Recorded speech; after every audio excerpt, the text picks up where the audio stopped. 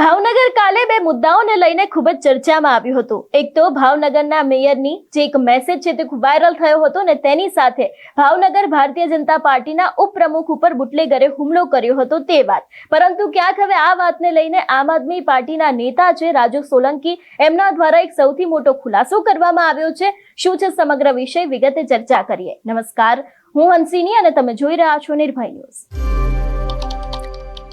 ભાવનગરની જો વાત કરવામાં આવે તો ગઈકાલે ભાવનગરના મેયર છે ખૂબ ચર્ચામાં આવ્યા હતા। ભારતીય જનતા પાર્ટીનું ભાવનગરનું એક ગ્રુપ છે જેમાં ક્યાંક મેયર દ્વારા એક મેસેજ કરવામાં આવ્યો હતો ને એ જ મેસેજને કારણે ખૂબ જ ચર્ચાઓ જાગી હતી। ભારતીય જનતા પાર્ટીના અંદરોઅંદરના ડખા છે એ પણ ક્યાંક સામે આવ્યા હતા ને તેની જ સાથે ભાવનગરના જે ભારતીય જનતા પાર્ટીના ઉપપ્રમુખ છે એટલે કે નીતિન રાઠોડ ઉપર બુટલેગરો દ્વારા જીવલેણ હુમલો કરવામાં આવ્યો હતો તેવી પણ ક્યાંક વિગતો સામે આવી હતી। પોલીસ ઉપર પણ ઘણા બધા સવાલો ઉભા કરવામાં આવ્યા હતા। એટલું જ નહીં, ક્યાંક ને ક્યાંક દારૂનું સ્ટેન્ડ બંધ કરાવવા બાબતે નીતિન રાઠોડ દ્વારા 7 થી 8 વખત પોલીસમાં ફરિયાદ કરવામાં આવી, જે બાબતે દાજ રાખીને હુમલો કરાયો હતો એવો પણ ક્યાંક ગંભીર આક્ષેપ કરવામાં આવ્યો હતો। જો કે એ બાદ તેમને હોસ્પિટલ પણ ખસેડવામાં આવ્યા હતા। હવે આ જ દરેક વાતને લઈને આમ આદમી પાર્ટીના રાજુ સોલંકી મેદાને આવ્યા છે। વધુમાં આ બંને વિષયને લઈને તેમને શું કહ્યું સાંભળીએ। નમસ્કાર મિત્રો, હું છું રાજુ સોલંકી, આમ આદમી પાર્ટી નેશનલ જોઈન્ટ સેક્રેટરી।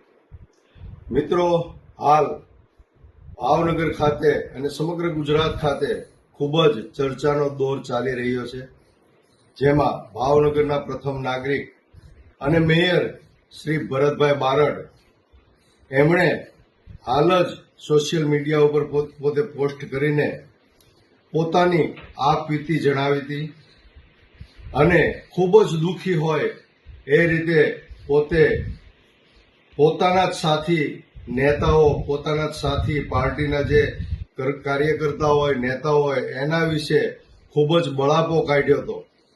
મિત્રો, એમાં ભરતભાઈ બારડ જેઓ ખૂબ જ સામાન્ય પરિવારમાંથી આવે છે, મારા ખૂબ જૂના મિત્ર છે અને હાલ તેઓ મેયર છે અને પાર્ટીએ તેને એક સામાન્ય પરિવારના વ્યક્તિને મેયર બનાવ્યા એ પણ એક સારી વાત છે।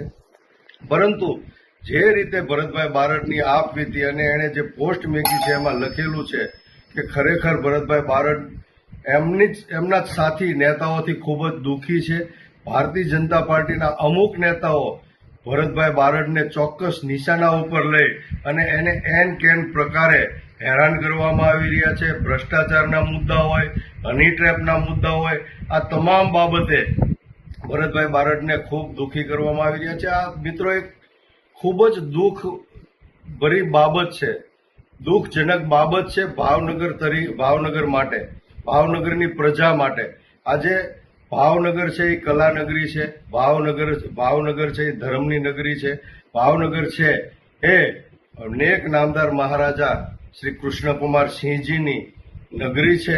ત્યારે આ નગરીની અંદર આ પ્રથમ વખત, આ ઇતિહાસમાં પહેલી વખત બન્યું છે કે કોઈ મેયર હોય, ભાવનગરનો પ્રથમ નાગરિક હોય એટલે એ તો રાજા કહેવાય, રાજાનો દરજ્જો આપવામાં આવ્યો છે। આવી વ્યક્તિએ, અને એકદમ સરળ વ્યક્તિ છે, સોબર વ્યક્તિ છે, આવી વ્યક્તિએ પોતે આત્મવિલોપન કરવાની ચીમકી આપે પોતાના જ પાર્ટીના નેતાઓની સામે, તો એ ખૂબ જ સમગ્ર ભાવનગર જિલ્લાના પ્રજાજનો માટે ખૂબ દુઃખની બાબત છે અને ચિંતાનો વિષય છે। મિત્રો, જે રીતે ભારતીય જનતા પાર્ટીમાં અત્યારે હાલ પરિસ્થિતિ ચાલી રહી છે અને ખૂબ જ અંદરોઅંદરના ટાટિયા ખેંચ, ડખા ચાલી રહ્યા છે, એ બધું બહાર આવી રહ્યું છે।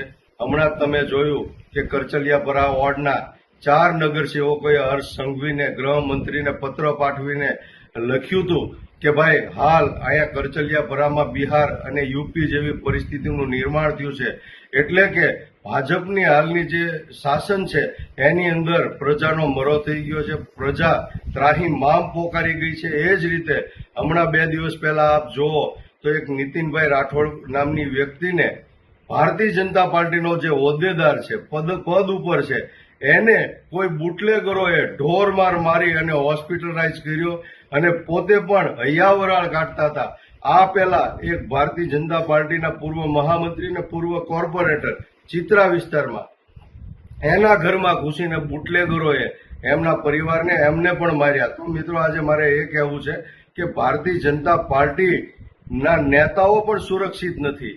એ હદે ભારતીય જનતા પાર્ટીના શાસનમાં સ્થિતિ કથળી ગઈ છે.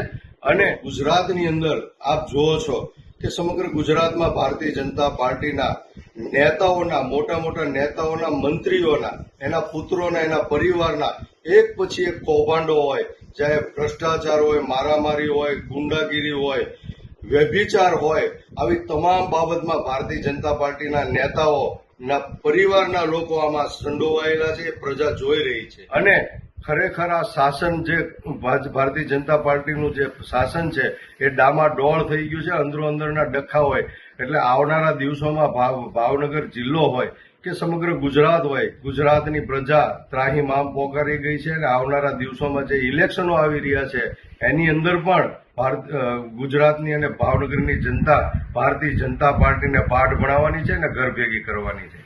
તમારું શું માનવું છે આ વિષયને લઈને અમને કમેન્ટ કરીને ચોક્કસથી જણાવજો. તેની સાથે અમારી ચેનલ નિર્ભય ન્યૂઝને લાઈક, શેર અને સબસ્ક્રાઇબ કરવાનું ભૂલશો નહીં. નમસ્કાર.